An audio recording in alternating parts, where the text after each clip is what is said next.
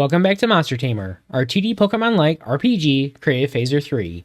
In the last video, we worked on refactoring some of our logic tied to tiled from our world scene to our new tiled utils files. If you haven't seen the previous episode, you can find the link in the description. As always, you can grab the project source code up to this point, along with the completed code for this video, from the links in the description. I'll also include any assets you'll need to follow along. So let's get started.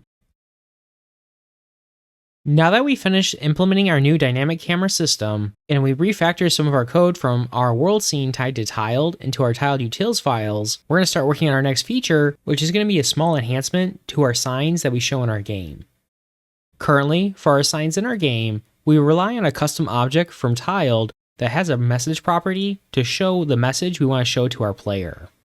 For many of our objects from tiled, we started implementing these new JSON files, and we just associate an ID with that object from tiled with our metadata living in a separate JSON file. By doing this, it started to allow us to decouple our level that we design in tiled from our metadata that we need for those objects.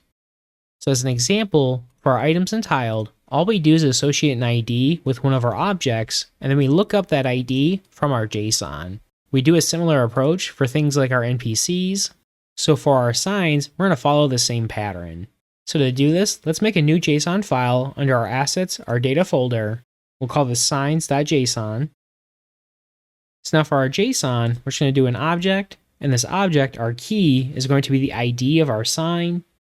And so now for this property, we're going to make this an object, and now this will be all the metadata that's associated with a sign. Currently for a sign, we only have one property, and this will be our message we want to show to our player. So now what we need to do is we need to create a sign for each of our sign objects in tiled, and then we want to migrate over our messages. So I'm going to copy this. Currently we have 9 signs, so I'm going to paste it 8 times. We'll update our index. So we have 2, 3, 4, 5, 6, 7, 8, and then 9. So we'll remove our extra object. So now if we jump back over to tiled, we need to give each of our signs a unique ID, and then that way we can associate that object with our JSON file we just created. To do that, we're going to update our custom class. So if we come up to view, let's go into our custom types editor. Now for our signs, we'll have our message. Let's add a new member. We want this to be an int. We're going to call this ID. The default is 0. And now I'm going to remove our message property. So let's go ahead and close out of our custom types editor. So now for our objects, we'll want to make sure they're in our sign class.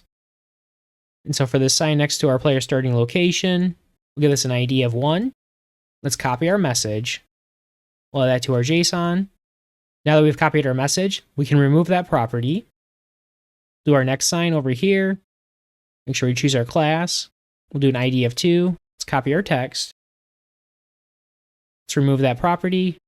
Now we'll grab this sign, 3. We'll remove our text. This sign will do 4. Now let's move up. So we have our sign by our NPC. Let's do 5. Copy our text. Now we have our sign by our next city. So we'll do 6. We'll have our sign by our shop. We'll call that 7. Our sign where we can rest. We'll do 8. Finally, we have our sign up by our forest.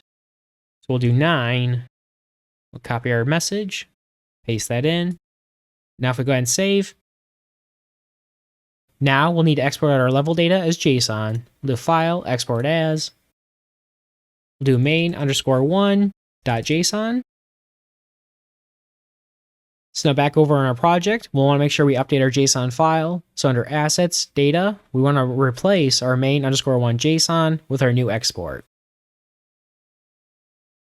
Next, we need to update our game configuration to load in our new JSON file. So let's start off on our asset keys. We'll go to our object for our data asset keys. Let's add a new property for our signs. Next, we want to jump over to our preload scene. Let's find in where we're loading our JSON files. Copy one of our lines of code. We'll add that in. Now we want to do our signs. This will be our signs JSON. Now that we're loading in our new JSON file, we need to update our data utils to have a method to allow us to grab our sign by its ID. So if we go into our data utils, come down to the bottom of our file, Let's copy our method for our get event data. Paste that in. I'm going to call this get sign data. So for our arguments, we'll need our phaser scene, and then we'll want our sign ID of the sign we want to find. We'll update our reference. We'll do the sign ID to retrieve from the signs.json file. Now for our asset keys, we want to do signs. We want to return our data and then the provided sign ID. Now we just need to update our type. So go into our typedef.js file. Let's copy our block for our event details and our event data. We'll come down to the bottom of our file. We'll add a new section for our sign data. We'll paste those in. Now for our object, we're going to call this sign details. On our object, we'll have one property. It'll be our string. And this will be our message. We'll get rid of our events. Now instead of event data, we want sign data. And now this is referring to our JSON file. For our JSON file, we're going to have an object where our key is a string, and then our object will be our sign details. And so just our object with our message property. So now if we come back to our data utils, we can update our reference. So this will be our sign data. Now we're going to return our sign details. Finally, before we update our world scene, let's open up our tiledkeys.js file. We'll want to update our custom property names tied to our signs. Since we're no longer showing our messages, we're just showing our ID. So let's copy ID. We're going to replace this. Now let's save. Now if we jump over to our world scene, so now in our logic where we check for our nearby sign, when we're looping through our properties, we don't want our message property. Now we want to find our ID property. So we'll update our variable name. So we're going to do sign ID. Then once we have our sign ID, now we can look up that sign from our JSON file. So we're going to do const, do sign, will be equal to our data utils. Now we're going to do get sign data.